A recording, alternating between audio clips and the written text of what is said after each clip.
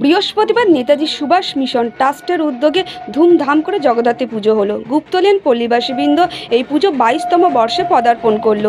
সাথে ছিল ভোগ খাওয়া।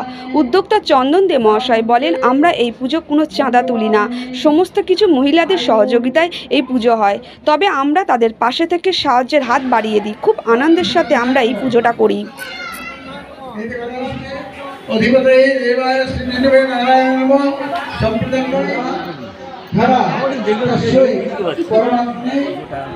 শুরু যখন করেছিলাম 22 বছর আগে, 21 বছর আগে, তখন আমরা ভাবতে পারিনি এইরকম একটা পরিণত হয়ে উঠবে আমাদের এই পুজো।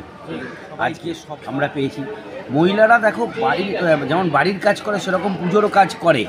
আমরা হয়তো চাঁদা তুলবো, ডোনেশন কালেকশান করব, প্যান্ডেল করাবো, লাইট করাবো, কিন্তু মূল কাজটা কিন্তু যে কাজটা মায়ের পূজা অর্চনার যে কাজটা সেটা মহিলারাই করে। যখন আমি সিদ্ধান্ত নিয়ে এটা মহিলাদের হাতে তুলে দিয়েছি, আমরা কাজ করছি এবং কাজ করব, আগামী দিনেও করব।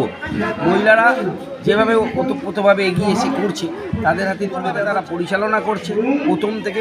কাল সেই সন্ধ্যেবেলা অধিবাস শুরু হয়েছিল, আজকে পুজো চলছে। বিকেলবেলা আমাদের মায়ের ভোগ বিতরণও করা হবে, এখানে বসেও খাওয়ানো হবে।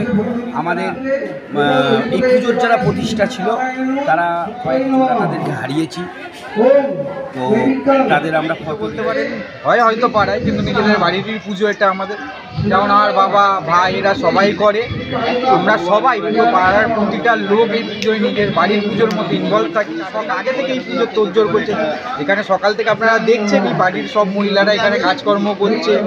আজ থেকে না, কাল অবধি যতক্ষণ মা বিসর্জন যাচ্ছেন ততক্ষণ ওরা সবাই এখানে থাকবে, সবাই এখানে হই উঠলো, সবাইকে নিয়ে এই পুজোটা কাটাবে।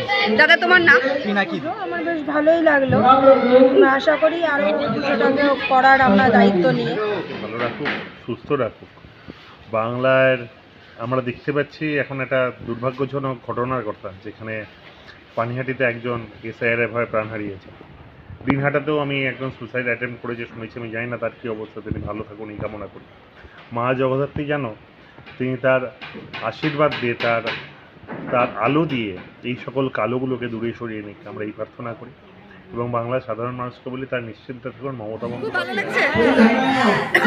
দিদি, কেমন লাগছে? ভীষণ ভালো লাগছে। নিজেরা নিজে হাতে সব জোগাড় করি, আমাদের ভীষণ ভালো লাগছে। দিদি, দুর্গাপুজো দিদি